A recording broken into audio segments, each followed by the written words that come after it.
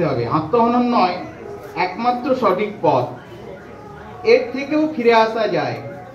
ডায়েরির খাতায় ফেলে দেওয়া খাতার পাতায় লিখে লিখে ভরিয়ে তোলো তোমার মনের ব্যথা।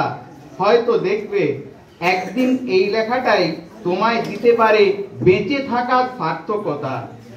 আত্মহননের পথ তো হতে পারে না সঠিক পথ, কাজের ফাঁকে দূরে কোথাও বেরিয়ে আসতেও পারো।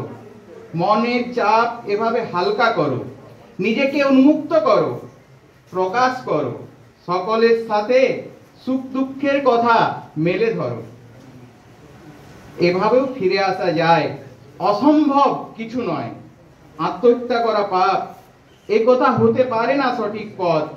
অনেকে পিছিয়ে পড়ে, মনের জোর হারায়।